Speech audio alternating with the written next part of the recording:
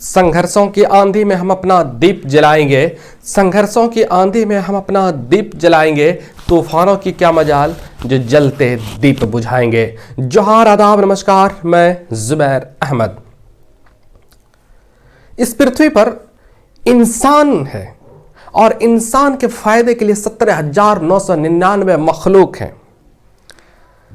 कीड़े मकोड़े, रेंगने वाला हो, जंगल में दहाड़ने वाला शेर हो, जमीन पर रेंगने वाला हो, फिजा में उड़ने वाला हो, इन सब के अंदर बदले की भावना नहीं होती है।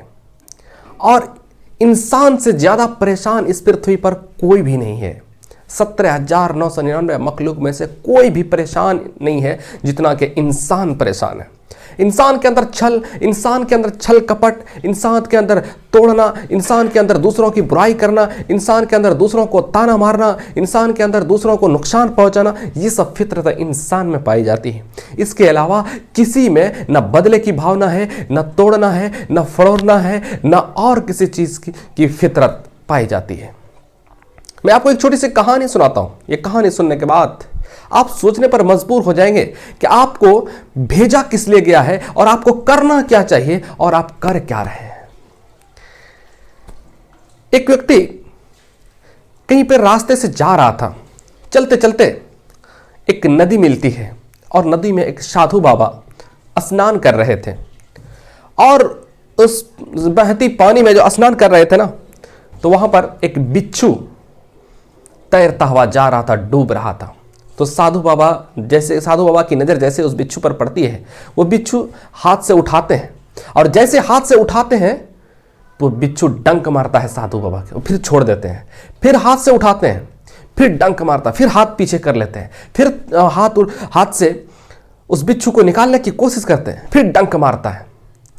तो व्यक्ति ये माजरा देख रहा था। व्यक्ति पूछता है कि साधु बाबा, आपको जब बार बार ये डस रहा है, बार बार डस रहा है, तो फिर आप इनको क्यों मदद कर रहे हैं, आप इनका जान बचाना क्यों चाहते हैं? तो फिर बह रहा था वे बिच्छू। साधु बाबा खामोश होते हैं। बह रहा था वे बिच्छू और फिर जो हथेली पे लेते और जोर से फेंक करके सूखे में फेंक देते हैं उन्हें और उनकी जान बच जाती है। तो साधु बाबा कहते हैं कि देख, वो बिच्छू है और मैं इंसान हूं, वो बिच्छू है और मैं इंसान हूं। वो बिच्छू के अंदर काटने की सिफत थी। उनको लग रहा था शायद हमको कोई मारने के लिए आ रहा है। वो तो नादान था, उन्हें क्या पता था कि हमको बचाने आ रहा है। उनको लगता था कि हम पर कोई अटैक कर रहा है, इसलिए वो डंक मारता था। उनका काम है डंक मारना और मेरा काम है बचाना। मैंने उसे बचा दिया। इस कहानी से हमें यह शिक्षा मिलती है कि अगर हम अपना काम कर लें, आप जिस काम के लिए जाने जाते थे, आप अपना काम अगर कर लें, तो यकीनन आपको कोई प्रॉब्लम आ जाए तो कहना। प्रॉब्लम आएगा भी तो आपको पता नहीं चलेगा हमको शायद प्रॉब्लम आया है, हमको मुसीबत आया है, पता भी नहीं चलेगा। और कैसे निबट जाएगा पता भी नहीं चलेगा।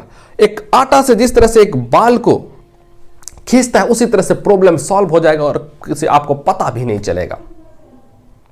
आप तो किसी को नुकसान पहुंचाने के लिए नहीं आए ना, आप तो किसी को ताना मारने के लिए नहीं आए हैं ना, आप तो किसी का बुराई करने के लिए नहीं आए ना, आप तो किसी का मजाक उड़ाने के लिए नहीं आए ना, आप तो किसी को नुकसान पहुंचाने के लिए नहीं आए ना, आप तो किसी को बर्बाद करने के लिए नहीं आए ना, आप तो किसी को गालियां देने के लिए तो नहीं आए हैं ना।